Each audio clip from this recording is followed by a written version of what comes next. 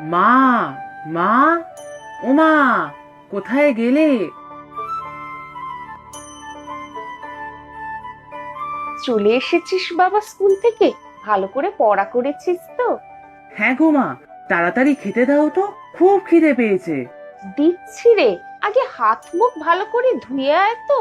হ্যাঁ মা, আসছি, তুমি তাড়াতাড়ি খেতে দাও তো। ডাল দিয়ে ভাতটা খেয়ে নে। আজ একটু পটলের তরকারিও করেছি। সত্যি মা, তরকারিটা খুব ভালো হয়েছে, আর একটু দেবে মা? এই নে, ভালো হয়েছে খেতে? সবটাই আমাকে দিয়ে দিলে, তুমি তাহলে কি খাবে মা? আমার কথা তোকে ভাবতে হবে না, তুই খা। একটু ভাত আছে, দেবো? ভাত আছে মা? আচ্ছা তাহলে দাও।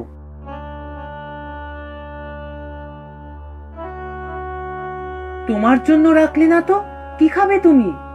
আমি খেয়ে নেব, তুই খেয়ে নে তো আগে। দেখো মা, আমি পড়াশোনা করে যখন বড় হব, তারপর চাকরি করে তোমাকে রোজ ভালো ভালো সব বেশি বেশি করে খাওয়াবো। সেই আশায় তো বুক বেঁধে আছি রে অমল। তুই বাবা ভালো করে পড়াশোনা কর, অনেক বড় হ। তোর বাবা বেঁচে থাকতে আমাদের সেরকম অভাব বলে কিছু ছিল না। ধনী না হলেও তোর বাবার পরিশ্রমে জমিতে যা ফসল হতো, তাতে আমাদের ভালোই চলে যেত। আমি তখন খুব ছোট ছিলাম মা। শরীর ওনার খারাপ কখনো দেখিনি। হঠাৎ একদিন মাঠে গেলেন, আর ফিরলেন না। তুমি কেঁদো না মা, আমি তোমার দেখো কোনো দুঃখ রাখবো না। আচ্ছা মা, আমাদের জমিটাতে কেন বেশি করে চাষ হয় না? আগে জমি তো অনেকটা বড়ই ছিল, ফসলও হতো বেশ ভালো। কিন্তু তোর বাবা চলে যাওয়ার পর আমি তো অসহায়, সংসার চালাতে হিমশিম। বেশ কিছুটা জমি বিক্রিও করে দিতে হলো। বাকিটা থেকে অল্প স্বল্প যা চাষ হচ্ছে, তাই দিয়েই চালাচ্ছি। আচ্ছা মা, আমি যদি আমাদের জমিতে চাষবাস করি? না বাবা, এখন তোর পড়াশোনার সময়, পড়াশোনায় মন দে। আমি কষ্টে শিষ্টে যেভাবে চালাচ্ছি, চালাই। তুই এবারে যা, মাঠে খেলে আয়। আচ্ছা মা, আমি উঠছি, তুমি খেয়ে নাও।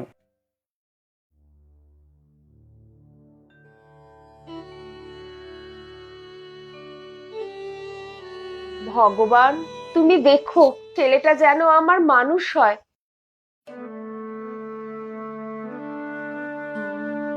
এই যে বাবা অমল, অনেকদিন পরে এলে।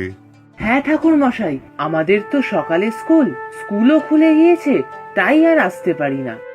ও, তাই বলি, যে অমল রোজ সকালে আমার মায়ের পূজার ফুল তুলে দিয়ে যেত, তার আর দেখা নেই কেন? না বাবা না, ভালো করে পড়াশোনা করো। অল্প বয়সে বাবাকে হারিয়েছো, অনেক দায়িত্ব তোমার। দিন, ঝাঁটাটা দিন, আমি মন্দির চত্বরটা একটু ঝাঁট দিয়ে পরিষ্কার করে দিয়ে যাচ্ছি। ও আচ্ছা আচ্ছা, দাও, খুব বড় হও তুমি।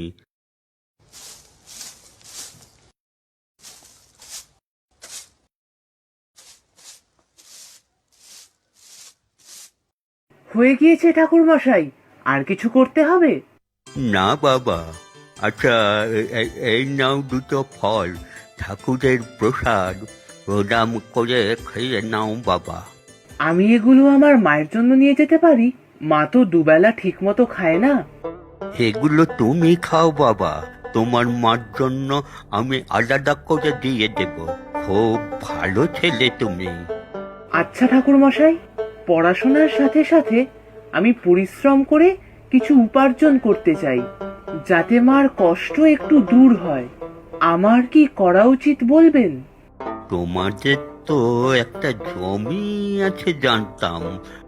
হ্যাঁ, কিছুটা জমি আছে এখনো, অল্প স্বল্প চাষও হয়, তবে মা একা আর কত দেখবে। তুমি ওটাতে ডাল লাগিয়ে দাও, জল যত্ন দুটোই কম লাগে।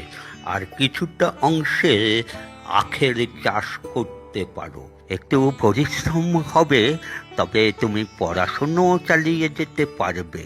আমি ঠিক পারবো, আমি এখন অনেক বড় হয়েছি, সংসারের দায়িত্ব আস্তে আস্তে আমাকেও নিতে হবে।